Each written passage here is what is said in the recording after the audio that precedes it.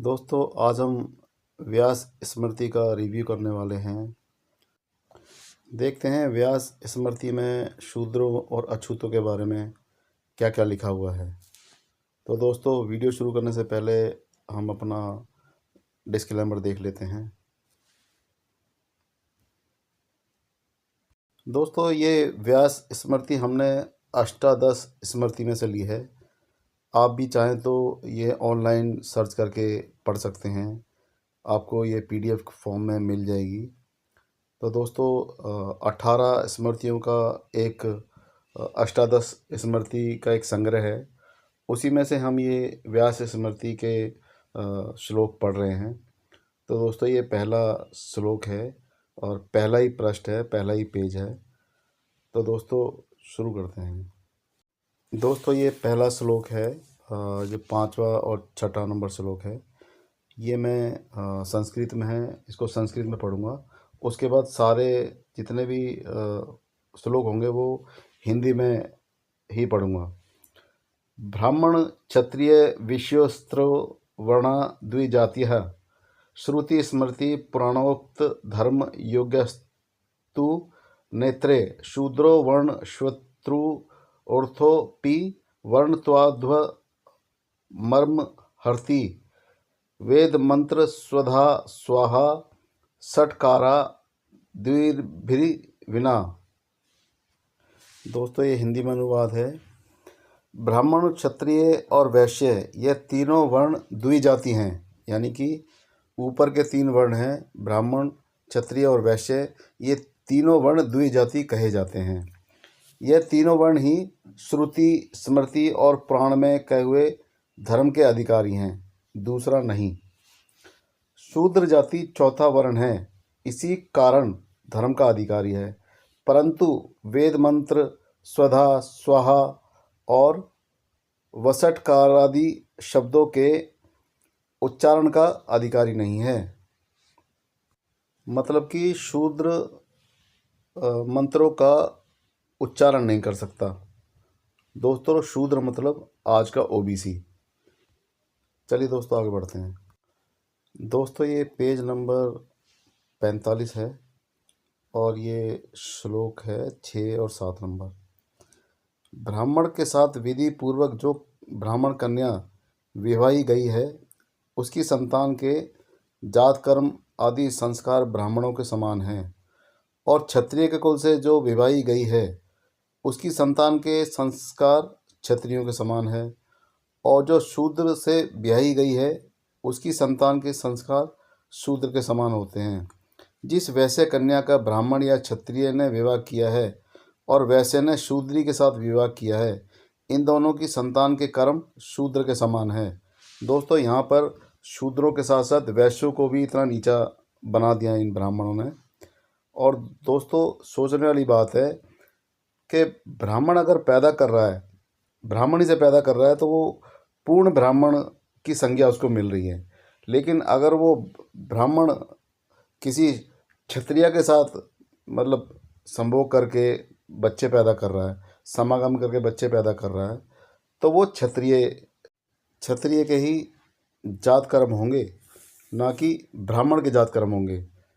और देखा जाए तो बाप तो ब्राह्मण ही है, पर यहाँ पर मतलब इन्होंने अपने ही विधान बना रखे हैं। आज के समय में अगर पुरुष के नाम से ही उसके बच्चे पहचाने जाते हैं, लेकिन ये ब्राह्मणों ने अपने ही विधि विधान बना रखे थे, समझ में नहीं आते इनकी विधि विधान। और वैश्य कन्या और शूद्र कन्या से जो ब्राह्मण मतलब बच्चे पैदा करता है, उन दोनों के संतान के कर्म शूद्र के समान है। यहाँ पर वैश्यों की निंदा कर दी गई है। शूद्रों की निंदा तो कर ही रहे थे, वैश्यों की भी निंदा कर दी गई है। चलिए दोस्तों आगे बढ़ते हैं। यह है अगला 8 नंबर। नीचे वर्ण से उत्तम वर्ण की कन्या में जो संतान उत्पन्न हो, वह शूद्र से भी नीच कहाती यानी कहलाती है। दोस्तों हमने इतनी सारी स्मृतियाँ पढ़ दी, इतने सारे हमने वेद पढ़ लिए, पुराण पढ़ लिए, लेकिन हमें हर जगह इस हिंदू धर्म के अंदर सिर्फ ये वर्ण व्यवस्था और जाति व्यवस्था ही देखने को मिलती है। हर जगह ऊंचा नीचा, शूद्र ब्राह्मण, क्षत्रिय, वैश्य, हर जगह मतलब असमानता, हर जगह छुआछूत, हर जगह जातिवाद, भेदभाव। दोस्तों यही देखने को मिल रहा है। अब यहाँ पर जो है नीचे वर्ण से उत्तम वर्ण की कन्या, यानी कि नीचे वर्ण का कोई शूद्र है या फिर वैश्य है और वो ऊंचे वर्ण की कन्या से अगर वो मतलब कि समागम करके बच्चे पैदा कर लेता है तो उससे जो संतान उत्पन्न होगी वो शूद्र से भी नीच कहलाई जाएगी। अब दोस्तों ये कहीं ना कहीं एक मानसिक मतलब तौर पे लोगों को प्रेरित किया जा रहा था कि ऊपर का वर्ण ही नीचे वर्ण की कन्या बेशक ले आए, पर नीचे वर्ण का पुरुष जो है ऊंचे वर्ण की कन्या को ना लाए। तो दोस्तों यहाँ पर जो है ना एक पिरामिड की तरह एक जातिवाद था। जैसे पिरामिड, सबसे ऊपर पिरामिड पे ब्राह्मण बैठा हुआ है और वो सबसे ऊंची चोटी पे बैठा हुआ है, उसके बाद जितने भी नीचे हैं वो सारे नीचे वर्ण के लोग हैं। और फिर वर्णों से वर्ण संकर जातियाँ, फिर वर्ण संकर जातियों से फिर उपजातियाँ, फिर उनसे जो बच्चे आपस में उनसे जो बच्चे पैदा हो रहे हैं वो चांडाल या अछूत कहलाए जा रहे हैं। चलिए दोस्तों अगले श्लोक पर चलते हैं। यह है 9 नंबर और 10 नंबर श्लोक है। ब्राह्मणी में जो शूद्र से उत्पन्न हो वह चांडाल होता है। अब दोस्तों आ गया ना, ब्राह्मणी में शूद्र से जो उत्पन्न हो, यानी कि चोरी छिपे अगर कोई शूद्र मतलब किसी ब्राह्मणी के साथ समागम करके बच्चे पैदा कर लेता है तो उसके जो बच्चे कहलाएंगे ना तो वो शूद्र कहलाएंगे ना वो ब्राह्मण कहलाएंगे, वो चांडाल कहलाएंगे। तो दोस्तों ये कहीं ना कहीं मतलब जातियों में से जातियाँ, जातियों में से जातियाँ, उपजातियाँ, तो ये समाज को तोड़ने का इन्होंने मतलब पूरा इंतजाम कर रखा था, कहीं पर भी समानता ना आए।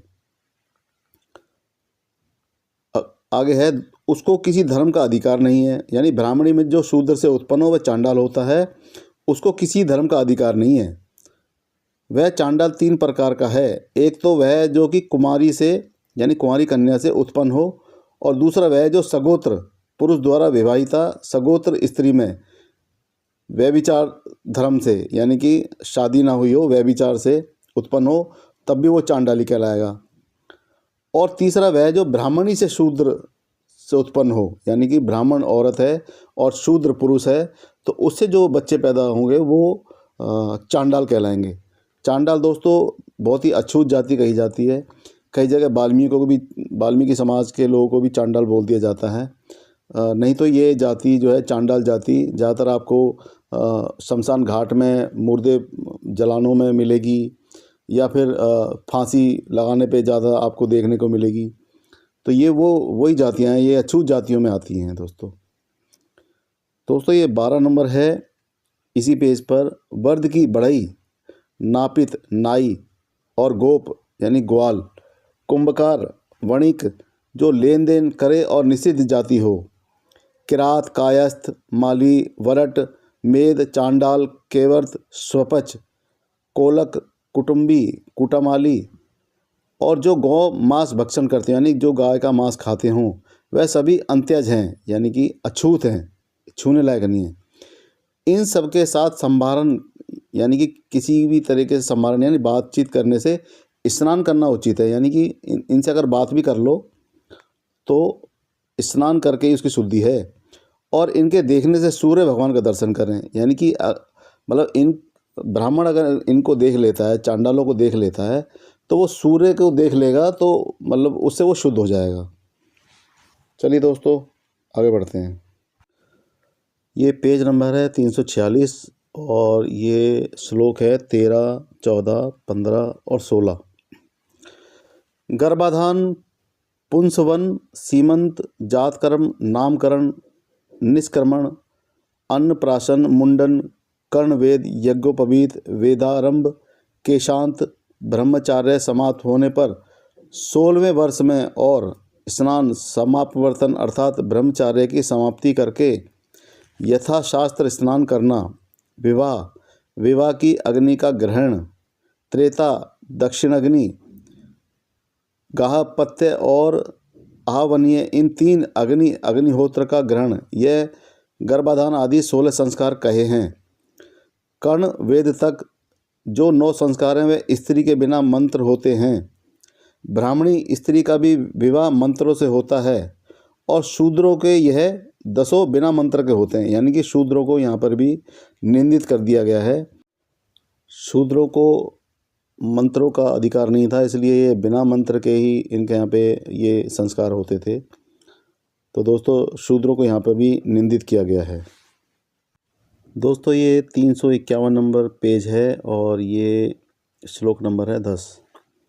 ब्राह्मण क्षत्रिय और वैश्य को विवाहे और क्षत्रिय वैश्य को विवाहे और ब्राह्मण शूद्री को और नीच वर्ण उत्तम वर्ण की कन्या को ना विवाहे। मतलब ब्राह्मण क्षत्रिय को ब्याह सकता है और वैश्या को ब्याह सकता है, क्षत्रिय वैश्या को ब्याह सकता है और क्षत्रिय को ब्याह सकता है और शूद्र को ब्याह सकता है। ब्राह्मण मतलब शूद्री को भी विवाह सकता है और नीच वर्ण उत्तम वर्ण की कन्या को ना विवाहे। यानी कि नीच वर्ण या शूद्र जो वर्ण है वो ऊंचे वर्ण की कन्या को ना ब्याहे। तो दोस्तों मतलब यहाँ पर ब्राह्मणों ने कैसी व्यवस्था कर रखी थी कि ब्राह्मण तो चाहे वो तीनों वर्ण की कन्या को ब्याह के ला सकता है और क्षत्रिय 2 वर्ण की कन्या को, अपने से नीचे 2 वर्ण की कन्या को ब्याह सकता है। वैसे अपने से नीचे 1 वर्ण जो है शूद्र वर्ण, उसकी कन्या को ब्याह सकता है। लेकिन जो शूद्र है वो केवल शूद्र से ही शादी करेगा, वो ऊंचे वर्ण की कन्या से विवाह नहीं कर सकता। दोस्तों इसी पेज पर ये अगला 11 नंबर श्लोक है। अनेक वर्ण की स्त्रियों में जो सवर्ण है वही सहचारिणी है। धर्म व अधर्म में है परंतु वह धर्मिष्ठा है, वही अपनी जाति में बड़ी भी है। अब दोस्तों मतलब कि सवर्ण है तो बड़ी है, क्योंकि इन लोगों ने शूद्रों को तो नीच बना ही रखा था, तो दोस्तों वो तो बड़ी होना ही है। अगला है दोस्तों ये 12, 13, 14 नंबर। हे ब्राह्मणों, यह एक देह अपने ब्रह्मा ने फाड़ा है, आधे देह से पति और आधे से स्त्री हुई है। अब दोस्तों यहाँ पर कितनी बड़ी गप छोड़ी है, कितनी बड़ी गपोड़ लीला पेली है यहाँ पर। मतलब ब्राह्मणों को बोला जा रहा है, व्यास जी बोल रहे हैं, हे ब्राह्मणों, यह देह यानी कि ये जो आपका जो शरीर है पहले ब्रह्मा ने फाड़ा है। आदि देह से यानी आधे शरीर से पति और आधे से स्त्री हुई है। यानी आधे शरीर से पति पैदा हुआ है और आधे शरीर से स्त्री पैदा हुई है। यह श्रुति में प्रमाण है। जब तक पुरुष का विवाह नहीं होता तब तक वह असंपूर्ण है। दोस्तों जब ये मतलब ब्रह्मा ने अपना शरीर फाड़ के मतलब कि एक देह से, आधे देह से तो पुरुष पैदा किया और आधे देह से स्त्री पैदा की, तो दोस्तों ये चीज़ ख़त्म क्यों हो गई एक ही बार में? मतलब ऐसा लगता है कि बस एक ही बार करके छोड़ दिया, तो इस पर भरोसा कौन करेगा? मतलब सिर्फ एक बार मतलब होना था, उसके बाद सब खत्म। यानी एक ही बार ही ब्राह्मणों को मुंह से निकालना था, पैदा करना था, उसके बाद उनकी मतलब कि उनके पैदा होने का स्थान ही बदल दिया। फिर शूद्रों का भी स्थान वहीं से पैदा कर दिया। शूद्रों को पहले पैर से पैदा कर रखा था, फिर बाद में मतलब सभी को एक जगह से पैदा करना स्टार्ट कर दिया। तो दोस्तों सोच के देखिए कितनी सच्चाई है इसके बारे में, या फिर ये पूरी मतलब कोरी गपोड़ लीला है। ये फिर आगे है, ब्रह्मा से कुछ संपूर्ण पुरुष ही आधे नहीं होते, वह भी श्रुति है। वह स्त्री धर्म अर्थ काम बड़ी भारी पृथ्वी है, उसे पति के अतिरिक्त दूसरा नहीं विवाह सकता। स्त्री को दूसरा ना विवाह सके, इस कारण प्रतिदिन स्वतंत्र होकर उस स्त्री को पालता रहे। दोस्तों ये 363 नंबर पेज है और ये श्लोक नंबर है 51। नाई वंश का मित्र अर्ध सीरी दास और गोप इन शूद्रों के अन्न को खाकर भी दोष नहीं लगता। दोस्तों इसी पेज पर 52, 53 और 54।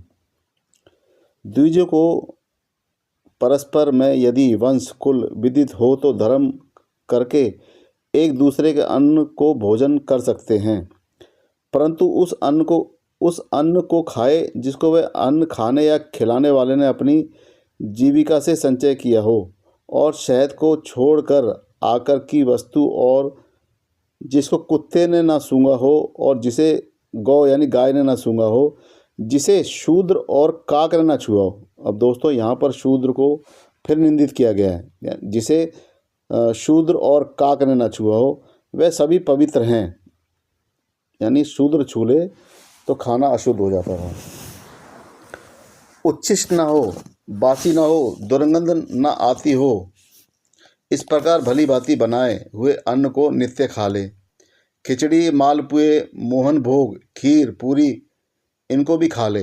दोस्तों देखो क्या क्या बढ़िया बढ़िया चीज़ खाया करते थे। 55 नंबर और 56 नंबर इसी के नीचे है दोस्तों।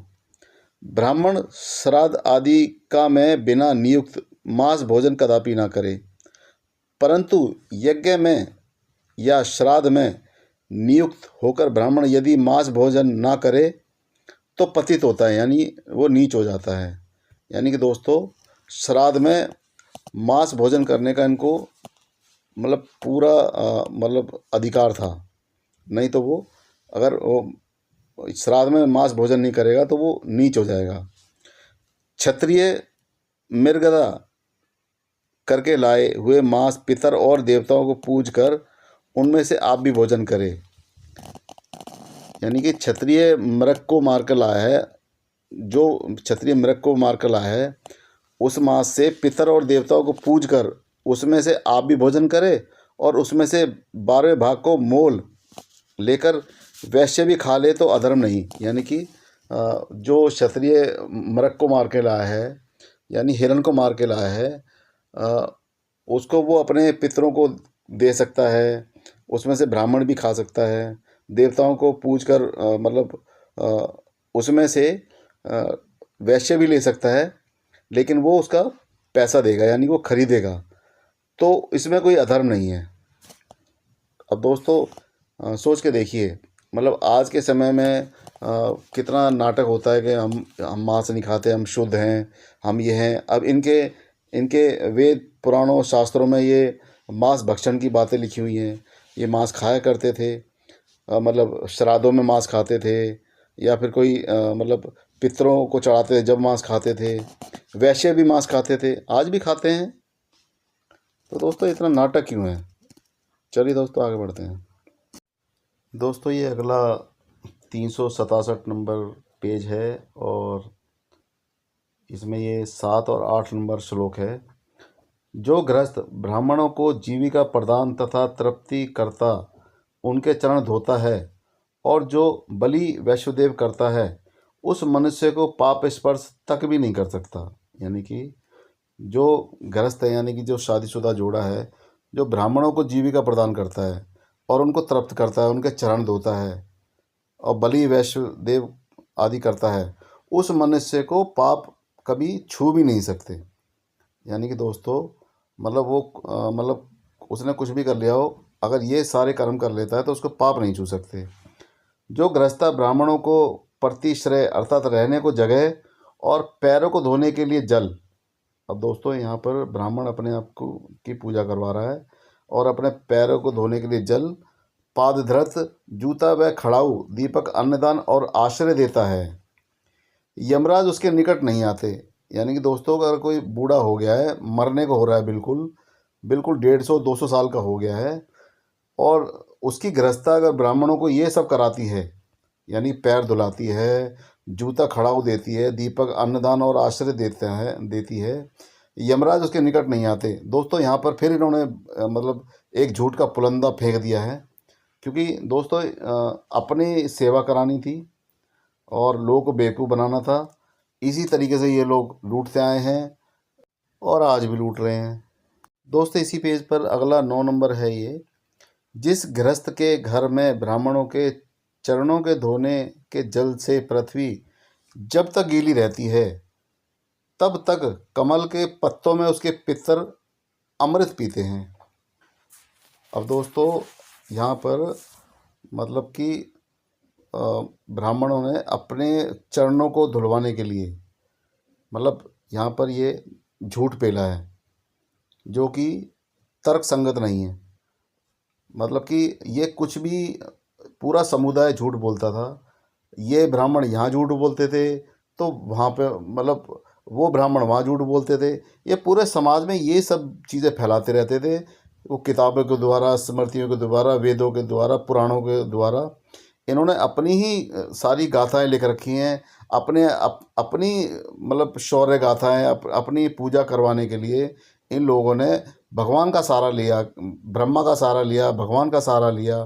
पता नहीं इन्होंने मतलब खुद अपनी पूजा करवाने के लिए इन्होंने ग्रंथ लिखे, वेद लिखे, पुराण लिखे, स्मृतियाँ लिखी और उसके अंदर ये व्यवस्था करी कि मतलब ब्राह्मणों के चरण धोने से ऐसा होता है, कमल के पत्तों में उसके पितृ अमृत पीते हैं। दोस्तों इसका कोई प्रमाण है?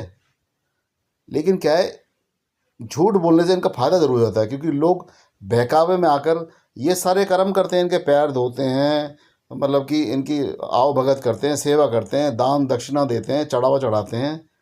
तो दोस्तों मतलब कहीं ना कहीं लोग बेवकूफ़ थे, पढ़े लिखे नहीं थे, तो उनका इन्होंने खूब भरपूर फ़ायदा उठाया है और आज भी उठा रहे हैं। दोस्तों जो बेवकूफ़ अंधभक्त लोग हैं आज भी इनके पैर धोते हैं, आज भी इनको मतलब कि खूब चढ़ावा चढ़ाते हैं, खूब दान दक्षिणा देते हैं।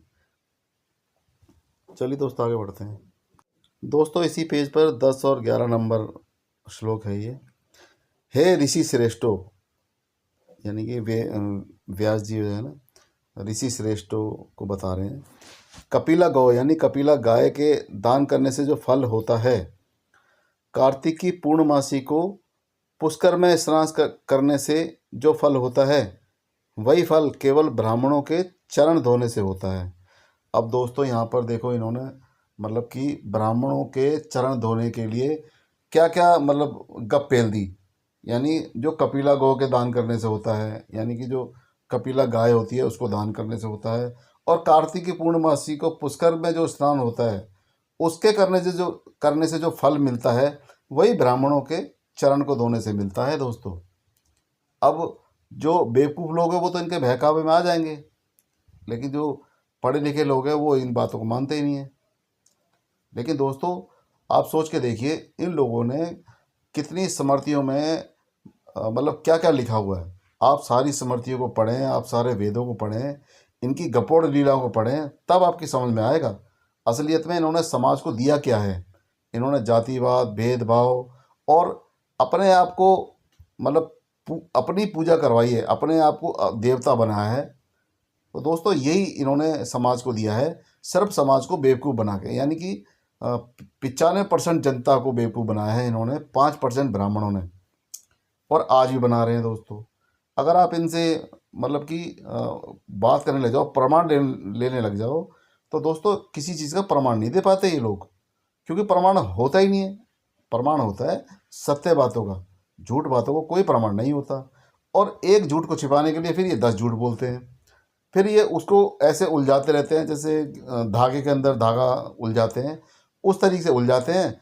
और जब भी लोग इनका पीछा नहीं छोड़ते, तब ये जाके वहाँ पे ब्रह्मा पे ख़त्म कर देते कि ब्रह्मा जी ने वेद मतलब कि हमें दिए थे और वेदों में ऐसे लिखा हुआ था। और दोस्तों सारी कहानी ये है, जो भी ब्राह्मण मतलब कि मतलब ब्राह्मण वर्ग ये वेद पुराण लिख रहा था, ये सिर्फ अपनी पूजा, अपनी दान दक्षिणा, अपनी सेवा करवाने के लिए ये सब नाटक कर रहा था। तो चलो दोस्तों, केवल ब्राह्मणों के चरण धोने से होता है। इससे आगे है, ब्राह्मणों का स्वागत करने से अग्निदेव प्रसन्न होते हैं।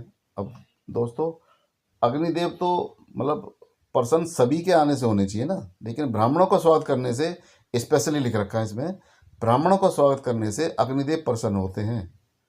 आसन देने से इंद्र प्रसन्न होते हैं। अगर ब्राह्मणों को आसन दे दिया तो इंद्र प्रसन्न होंगे। अब दोस्तों इनसे कोई पूछे कि हमें दिखाओ कि हम आपको आसन दे रहे हैं या फिर हम आप मतलब कि आपका स्वागत कर रहे हैं, तो कहाँ पर अग्निदेव प्रसन्न हो रहे हैं और कहाँ पर इंद्रदेव प्रसन्न हो रहे हैं, हमें दिखाओ। लेकिन इतना कहते ही इनकी मतलब कि सिट्टी पिट्टी गुम हो जाएगी और वहाँ से गायब हो जाएंगे, क्योंकि आपने प्रमाण प्रमाण मांग लिया।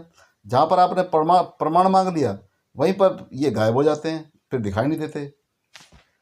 चरण धोने से पितर प्रसन्न होते हैं। अब देखो इन्होंने पितरों को भी जोड़ दिया, यानी कि पितर आपके पूर्वज जो मर चुके हैं, आपके पिता, दादा, परदादा, मतलब अगर आप ब्राह्मणों के पैर धोते हैं तब आपके पितर प्रसन्न होंगे। अब दोस्तों इसका क्या प्रमाण है कि भाई हम चलो ब्राह्मणों के पैर धो भी दें और हमारे पितर अगर प्रसन्न नहीं हुए तो हमें कैसे पता लगेगा हमारे पितर प्रसन्न हुए या नहीं हुए। दोस्तों ये कुछ नहीं, पूरी गपोड़ लीला है, सिर्फ बेवकूफ़ बनाकर जनता को अपनी पूजा करवाने के लिए ये सब लिखा गया है। आगे है, और अन्न अन्न आदि यानी अन्नादि दान करने से प्रजापति ब्रह्मा जी प्रसन्न होते हैं। दोस्तों हर जगह मतलब ये देने से प्रसन्न होते हैं, पैर धोने से प्रसन्न होते हैं, ब्राह्मणों को स्वागत करने से अग्निदेव प्रसन्न होते हैं, आसन देने से इंद्र प्रसन्न होते हैं। दोस्तों इन बातों का कोई भी प्रमाण नहीं है, ये निरर्थक बातें हैं, इनका कोई भी किसी भी तरीके का कोई सबूत नहीं है, बस इन्होंने गपोड़ पेल ली है, वो पेल दी। चलिए दोस्तों आगे बढ़ते हैं। ये अगला पेज है 368 नंबर, और इसमें ये 21, 22, 23, लेकिन यहाँ पर दिखा रहा है दोस्तों ये 16, 17, 23 के नीचे वाला है दोस्तों ये। जो धन प्रतिदिन श्रेष्ठ ब्राह्मणों को दिया जाता है, जो स्वयं भोगता है, उसी धन को मैं धन मानता हूँ, और जो दान नहीं करता, भोग नहीं करता, उसकी रक्षा ही करता है, वह उसका नहीं है। यानी कि मतलब जिसने जो कमाया है बेशक वो उसकी रक्षा कर रहा है, मतलब वो दान नहीं करता तो वो उसका नहीं है।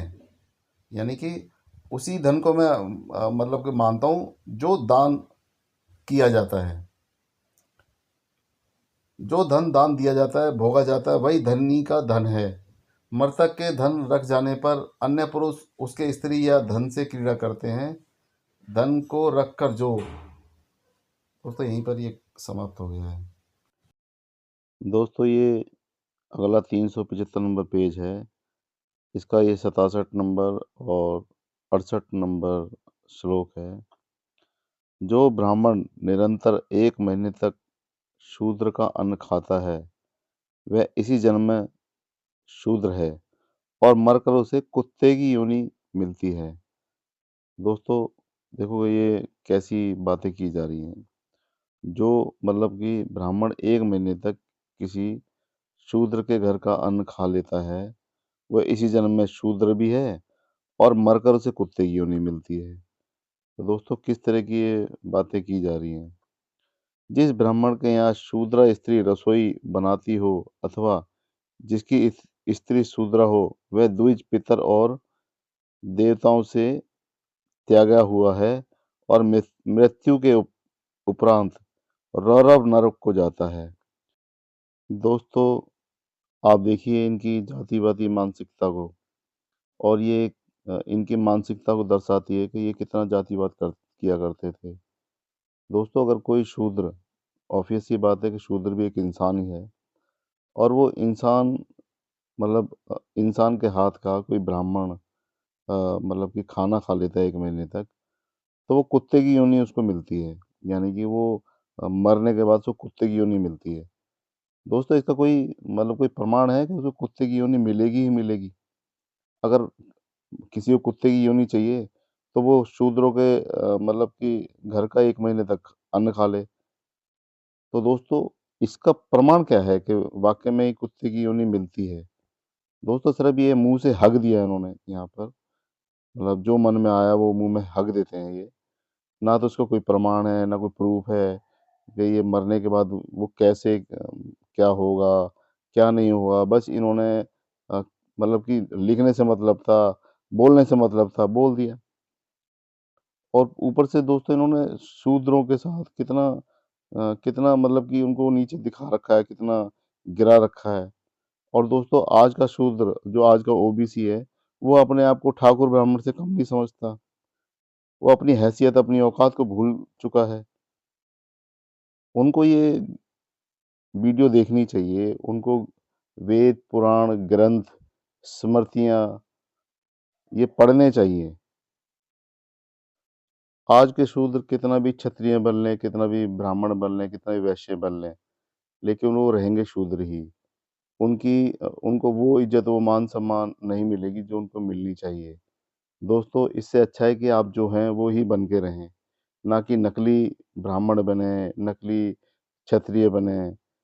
और दोस्तों, अपने पूर्वजों के बारे में सोचें कि आपके पूर्वजों के साथ क्या-क्या अत्याचार हुआ, उन्होंने क्या-क्या झेला।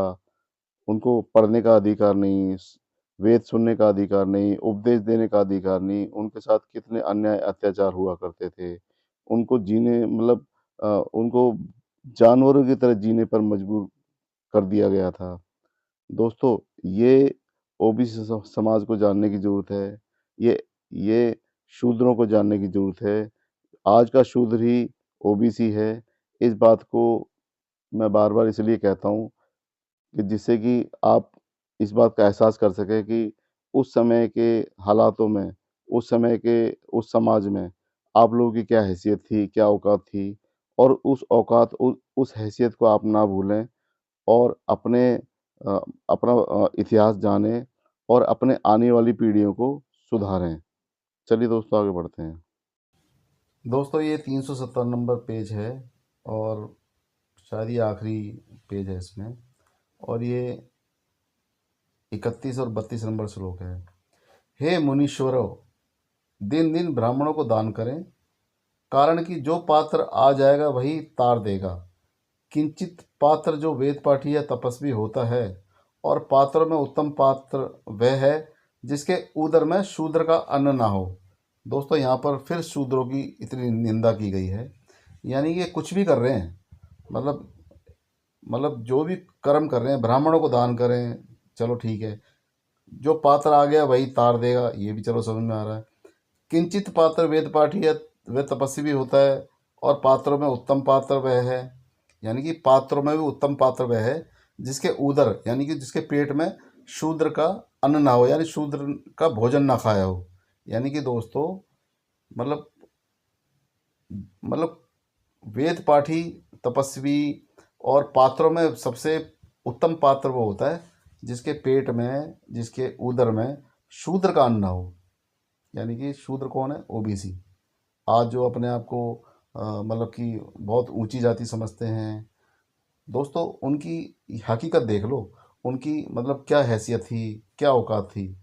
मतलब उनके उनके अन्न खाने से वो लोग इतने अशुद्ध हो जाया करते थे, और वो लोग आज मतलब इन्हीं के बहकावे में आकर मतलब इन्हीं की बोली बोलते हैं। तो दोस्तों, ऐसे शूद्रों को, ऐसे ओबीसी समाज के लोगों को समझने की ज़रूरत है। ये वेद पुराण उपनिषद पढ़ने की ज़रूरत है। अगर आपके पास समय नहीं है पढ़ने का, तो आप हमारी ये स्मृतियाँ, मतलब इनकी वीडियो भी देख सकते हैं। लेकिन दोस्तों, इस ओबीसी समाज को, इस शूद्र समाज को, और अछूत एससी समाज को, एसटी समाज को बहुत समझने की ज़रूरत है। क्योंकि दोस्तों, आप लोग हमेशा इस्तेमाल होते हुए आए हो, और आज भी इस्तेमाल ही हो रहे हो। दोस्तों, आपको सिर्फ अपनी पढ़ाई पर ध्यान देना चाहिए, अपने कर्म पे ध्यान देना चाहिए, अपने आगे बढ़ने पे ध्यान देना चाहिए, ना कि इन लोगों की हाँ में हाँ मिलाकर इनकी सेवा में लगे रहना चाहिए। दोस्तों, आज जिस समय को, जिस समाज को आप देख रहे हैं, वो कहीं ना कहीं बाबा साहब भीमराव अम्बेडकर की देन है, जहाँ पर बहुत ही छुआछूत कम हो गई है, जातिवाद बहुत ही कम हो गया है। लेकिन अभी भी बहुत ही महीन जातिवाद है, बहुत ही मतलब कि आपको ये लोग उस तरीके का जातिवाद नहीं दिखाएंगे जो पहले मतलब प्रत्यक्ष रूप में दिखाई देता था। जो पहले मतलब सबके सामने एक वर्ण व्यवस्था थी, जातिवाद था, उस तरीके से देखने को नहीं मिलेगा, क्योंकि संविधान लागू है। लेकिन इनकी मनुस्मृति के अनुसार इनके दिमाग में अभी भी जातिवाद है। ये आपको मतलब सब कुछ देंगे, खाना देंगे, पीना देंगे, लेकिन आपको शिक्षा नहीं देंगे। दोस्तों, ये सिर्फ ये चाहते हैं कि आप लोग सिर्फ उतनी ही तरक्की करें जितने कि आप इनके सेवादार बन के रहें, इनके नौकर बन के रहें, और इनके गुलाम बनकर रहें। ये आपको खाना देंगे, पीना देंगे, भंडारों में आपको प्रसाद दे देंगे, कपड़े भी दे देंगे, लेकिन ये आपको वो मान सम्मान, वो इज्जत नहीं देंगे जिसके आप हकदार होने चाहिए या आप हकदार हो। दोस्तों, आप समझ के देखिए, 5% लोग पूरे 95% लोगों को चलाते हैं। कैसे चलाते हैं दोस्तों? फूट डालो और शासन करो। इनकी नीतियों को समझो आप। इन्होंने हमें जातियों में बांटा, जातियों से उपजातियों में बांटा। पहले इन्होंने वर्ण बनाए, वर्णों में सबसे उच्च वर्ण अपने आप को रखा। इन्होंने अपने आप को ऐसे स्थापित किया कि हम ही देवता, हमें हमें ब्रह्मा ने मुंह से पैदा किया, हम ही देवता हैं। हमारे मतलब जो हम कहेंगे वही मतलब कि सत्य होगा, जो हम करेंगे वही मतलब धर्म है। तो दोस्तों क्या मतलब अगर इस दुनिया में भगवान है या ईश्वर है तो वो दोस्तों किसी में भी भेदभाव नहीं करेगा। जैसे सूर्य सूर्य की किरणें किसी के साथ भेदभाव नहीं करती, जैसे बारिश की बूंदें किसी के साथ भेदभाव नहीं करती, जैसे मौसम किसी के साथ भेदभाव नहीं करता, जैसे सर्दी गर्मी किसी के साथ भेदभाव नहीं करती, वो सभी के साथ बराबरी का मतलब भाव रखती है। जैसे कोई बीमारियां आती हैं वो भी किसी के साथ भेदभाव नहीं करती। लेकिन इन लोगों ने दोस्तों हमेशा भेदभाव किया है, अपने आप को ऊंचा रखा है, आप लोगों को नीचा बना कर रखा है। तो दोस्तों आज समय है आपको समझने की। और दोस्तों एक चीज़ और सोचना, आपके पूर्वजों को इतना अनपढ़ गंवार बनाकर क्यों रखा गया? मैं हर वीडियो में ये बात बताता हूँ दोस्तों, आपके पूर्वजों को अनपढ़ इसलिए बनाकर रखा गया कि वो पढ़ लिख जाते तो वो सवाल करते। जैसे आज हम लोग कर रहे हैं, या फिर आज आप भी पढ़ लिख जाएंगे, आप भी समझ जाएंगे तो आप भी सवाल करेंगे। दोस्तों एक समय ऐसा था जिस समय में शूद्रों को वेद सुनने का अधिकार नहीं था। अगर कोई वेद सुन लेता था उसके कानों में शीशा पिघलाकर या गरम तेल डालकर मतलब उसको मतलब इतनी यातनाएं दी जाती थी। अगर कोई धर्म का उपदेश कर देता था तो उसकी जीभ को काट दिया जाता था। और यही एक कारण था जो शंबुक ऋषि थे रामायण के उत्तरकांड में, उनकी हत्या कर दी थी। मतलब भगवान राम को एक ब्राह्मण ने भड़काकर शंबुक की हत्या करवा दी थी दोस्तों। आप चाहें तो मतलब नेट पर जाकर ऑनलाइन आप मतलब शंबुक वध का भी प्रसंग देख सकते हैं, पढ़ सकते हैं। और वीडियो भी हैं इसकी उपलब्ध, वीडियो में भी देख सकते हैं। तो दोस्तों मतलब कहीं ना कहीं ये इन्होंने क्षत्रिय समाज को हमेशा इस्तेमाल किया। क्षत्रियों के द्वारा मतलब और जातियों को मतलब कि मतलब दल बल से मतलब शोषण, मतलब उनका शोषण किया, उनको नीचे दबा के रखा। क्षत्रियों को भी इन्होंने इस्तेमाल किया दोस्तों। क्षत्रिय समाज भी नहीं समझ पाया क्योंकि वो आज तक इस्तेमाल होता ही आया है। उनके भी हक अधिकार इन ब्राह्मणों ने ही खाए हैं और आज भी खा रहे हैं दोस्तों। दोस्तों आज ज़रूरत है आपको समझने की, ज़रूरत है आपको इनके वेद पुराण उपनिषद पढ़ने की। दोस्तों जब तक आप इनके वेद पुराण उपनिषद नहीं समझेंगे पढ़ेंगे, जब तक आपको ना तो इनकी नीतियाँ समझ में नहीं आएगी, ना जातिवाद समझ में आएगा, ना वर्ण व्यवस्था समझ में आएगी। दोस्तों जब आप पढ़ लेंगे तब आपकी समझ में आ जाएगा कि क्या भगवान है, क्या ईश्वर है और क्या सच्चाई है। दोस्तों ये जितनी भी कथा कहानियाँ ये लोग करते फिरते हैं, ये सिर्फ वो कथा कहानियाँ सुनाते हैं जो इन्होंने एक फॉर्मेट बना कर रखा हुआ है। लेकिन जो इनके ग्रंथों में है, जो इनके वेदों में, जो इनके पुराणों में, जो उपनिषदों में जो लिखा हुआ है दोस्तों, वो सच्चाई ये छिपा जाते हैं। क्योंकि वो सारा मतलब कि सारा संस्कृत में होता है और संस्कृत आप लोगों को समझ में नहीं आती। जैसे आज के टाइम में मतलब कि किसी भी इंसान के सामने लोग अंग्रेजी में कुछ भी कर देंगे, दूसरे सामने वाले की समझ में नहीं आती तो कुछ भी पेल देते हैं। ऐसे ही ये लोग संस्कृत में कुछ भी पेल देते हैं। लेकिन दोस्तों आज ज़रूरत है आपको इनके वेद पुराण उपनिषद पढ़ने की। आप पढ़ेंगे तो जानेंगे, अपने हक अधिकार जानेंगे दोस्तों। आप अंधेरे में हैं, आप अंधेरे से निकलो, अपने पूर्वजों को जानो, आपके पूर्वजों के साथ कितना अत्याचार हुआ उसको जानो, अपनी पीढ़ियों को जानो। तब जाकर आप अपनी आने वाली पीढ़ियों का भविष्य बना सकते हैं दोस्तों। दोस्तों वीडियो काफ़ी लंबा हो गया है और मैं अपनी बातों को यहीं पर विराम देता हूँ। वीडियो में लास्ट तक बने रहने के लिए आप सभी का बहुत बहुत धन्यवाद करता हूँ। और आपसे निवेदन करता हूँ कि आप मेरे इस चैनल जन जागरण को ज़्यादा से ज़्यादा लाइक करें, ज़्यादा से ज़्यादा शेयर करें और सब्सक्राइब करना ना भूलें। आप भी करें और दूसरों से भी सब्सक्राइब करवाएं। क्योंकि दोस्तों हमारा मकसद है लोगों को जागरूक करना, समाज को जागरूक करना। और आपका सहयोग हमारे लिए बहुत ही ज़रूरी है। तो दोस्तों, इसी के साथ मैं ये वीडियो यहीं पर समाप्त करता हूँ। धन्यवाद।